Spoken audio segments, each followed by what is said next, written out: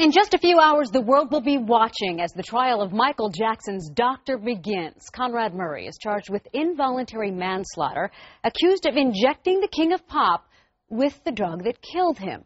Hal Eisner has been following the case from day one and has a preview.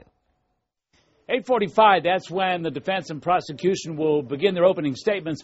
The prosecution expected to claim that Dr. Conrad Murray was grossly negligent in his care for Michael Jackson and over-medicated him with the surgical anesthetic propofol, leading to his death. Let's be clear. What do we have here? We have a doctor administering a medical-grade narcotic. It's supposed to be used in medical procedures. He's doing it at home instead of a sleeping pill. He's choosing to use an anesthesia to put him out for an extended period of time. He did it negligently at such a level that they're going to say he's guilty of it. The defense expected to contend that Jackson, desperate for sleep, gave himself some extra propofol and was responsible for his own death. Defense is going to say that Michael Jackson died at his own hands, common drug user, self-medicating, and try going that route and try to avoid the standard of care and try to avoid initially putting it on the doctor. Do you think that science will play a big part in this case? Yes. The cause of death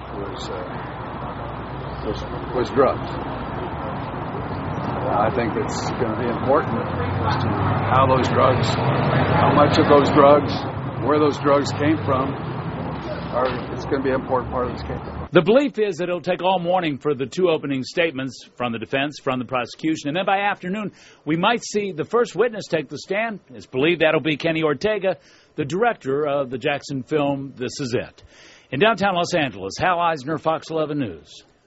Only once before has the state of California prosecuted a propofol case.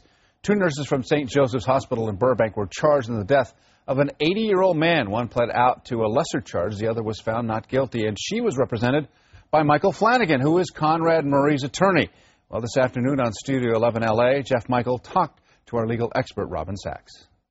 This is a tough case for the DA's office. They know it, and they have been working very hard. They worked hard when they planned on which charges to file, and they've been strategic about it. It's not a slam dunk either way, but if you look at this case, the Conrad Murray, or what we now know as really the Michael Jackson case, we have so much more evidence in this case compared to that case. But the biggest piece of insight that we can see is that Flanagan's game in the prior case was all about causation, self-administration, and that was how he got the nurse off, and that is likely... Causation is a big word. Yes. In other words, what actually caused the death? That's right. Causation is legal mumbo-jumbo, that basically the prosecution needs to prove that the amount of propofol that caused Michael Jackson to die was administered or given to as a result of Conrad Murray's actions.